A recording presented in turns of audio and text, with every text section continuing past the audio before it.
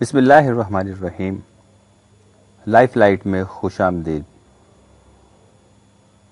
اس video میں ہم آپ کو بتائیں گے کہ سلطنت عثمانیہ کو کس چیز نے سپر پاور بنایا۔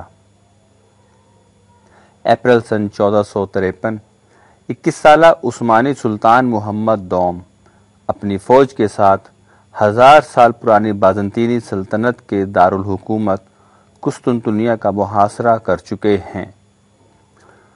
وہ گولے برساتی توپوں کے پس منظر میں اپنی فوج کے ساتھ شہر کی دیواروں کے سامنے کھڑے ہو کر 10 سال پہلے اپنے اور اپنے والد سلطان مراد دوئم کے درمیان ہونے والے ایک مکالمے کو یاد کرتے ہیں۔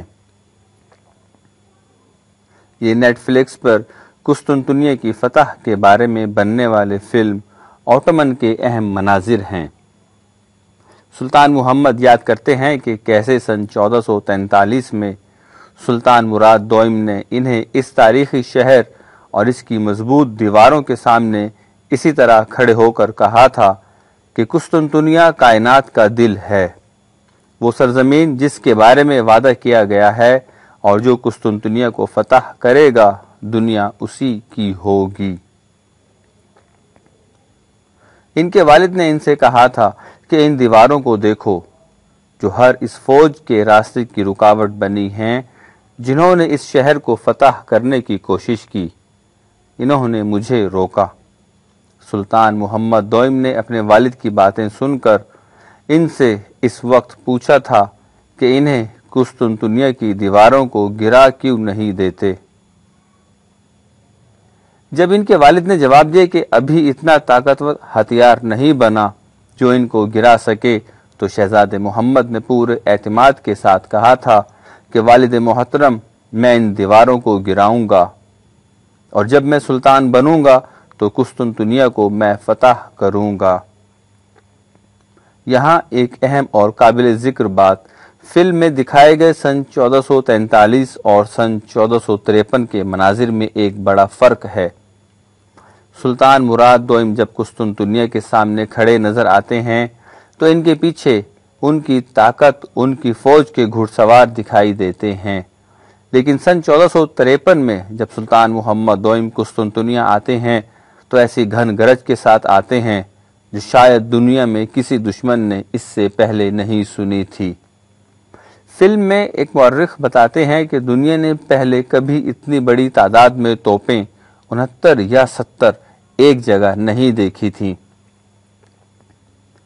شہزادے محمد نے سلطان محمد دوئم بننے کے بعد اپنے والد سے کیے گئے وعدے کے مطابق سن 1453 میں قسطنطنیہ کی مضبوط دیواروں کو بھی شکست دی اور کائنات کا دل سمجھے جانے والے اس شہر کو عثمانی سلطنت کا دارالحکومت بھی بنایا۔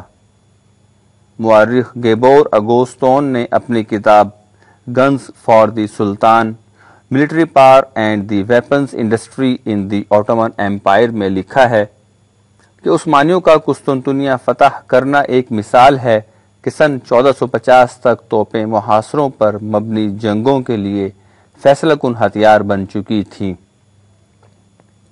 اس کے ساتھ اہم بات یہ تھی کہ اس زمانے کی جدید ٹیکنالوجی اپنانے کے علاوہ سلطنت عثمانیہ کے پاس بڑے پیمانے پر ہتھیار بنانے کے وسائل اور سہولیات تھیں، جن کی بنیاد پر انہیں اپنے یورپی مخالفین پر برتری حاصل ہو گئی تھی۔ فلم اوٹومن میں اوربان نامی ایک کاریگر سلطان محمد دوئم کے دربار میں پیش ہو کر ایک توپ کا ڈیزائن پیش کرتا ہے، جس کے بارے میں اس نے دعویٰ کیا کہ اس کے گولے شہر کی تاریخی دیواروں کو گرا دیں گے۔ اس نے کہا کہ یہ توپ 8 میٹر لمبی ہوگی، جبکہ اس کی قیمت 10,000 دکت ہوگی۔ اس منظر میں سلطان محمد دوم نے اس کاریگر کو جواب دیا کہ اگر اس توپ نے قسطنطنیہ کی دیواریں گرا دیں تو اسے 4 گنا زیادہ قیمت ملے گی، لیکن شرط یہ تھی کہ یہ توپ 3 ماہ میں تیار ہونی چاہیے۔ مورخ اگوستون نے on line magazine J store میں شائع ہونے والے اپنے ایک مضمون میں لکھا ہے کہ استاد اوربان کا تعلق ہنگری سے تھا اور وہ انتہائی ماہر مستری تھا۔ انہوں نے بتایا کہ اوربان نے پہلے قسطنطنیہ میں بازنطینی بادشاہ کو اس توپ کی پیشکش کی تھی، لیکن وہ اس کی قیمت نہیں ادا کر سکے اور نہ ہی ان کے پاس اتنی بڑی توپ بنانے کے لیے ضروری وسائل تھے۔ اوربان اس صورتحال کو دیکھتے ہوئے اپنی پیشکش لے کر عثمانی سلطان کے پاس آئے تھے۔ تاریخ بتاتی ہے کہ سلطان محمد دوم نے اوربان کی پیشکش قبول کر لی، لیکن آگے بڑھنے سے پہلے یہ یاد رکھنا ضروری ہے کہ قسطنطنیہ کے محاصرے میں ترک کاریگروں کی بنی توپوں نے بھی اہم کردار ادا کیا تھا، اور عثمانیوں کے انحصار صرف بمبارڈ کہلانے والی بڑی توپوں پر نہیں تھا، جن کا تفصیلی ذکر ہم آگے چل کر کریں گے۔ اگوستون لکھتے ہیں کہ ترک آرکائیوز ایسی دستاویزات اور ثبوتوں کے ذخیرے سے بھری پڑی ہیں جن کی توپیں بنانے کی صنعت، جہاز سازی، قلمی شعرہ اور بارود بنانے کی صلاحیت کی بھرپور جھلک ملتی ہے۔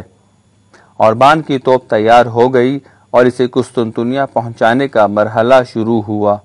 اگوستون نے میگزین جے اسٹور میں اپنے مضمون 15ویں اور 17ویں صدی میں عثمانی توپ خانہ اور یورپی ملٹری ٹیکنالوجی میں مختلف تاریخی ذرائع کا حوالہ دیتے ہوئے اس دیو ہیکل توپ کو سلطنت عثمانیہ کے دارالحکومت ادرنہ سے قسطنطنیہ پہنچانے کی تفصیل بتائی ہے۔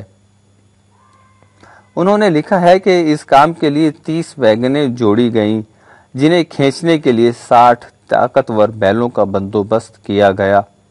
اس بات کو یقینی بنانے کے لیے کہ ویگنوں کا توازن خراب نہ ہو اور توپ گر نہ جائے، ویگنوں کے دونوں اطراف 200 اہلکار تعینات کیے گئے۔ توپ کے راستے کو ہموار کرنے کے لیے 50 کاریگر اور ان معاون آگے چل رہے تھے۔ ان کا کام راستے میں سڑک کے ناہموار حصوں پر پل تعمیر کرنا تھا۔ ادرنہ سے قسطنطنیہ تک اس سفر میں تقریباً 2 ماہ لگے اور فروری اور مارچ گزرنے کے بعد یہ قسطنطنیہ سے 5 میل دور مناسب جگہ دیکھ کر نصب کر دی گئی۔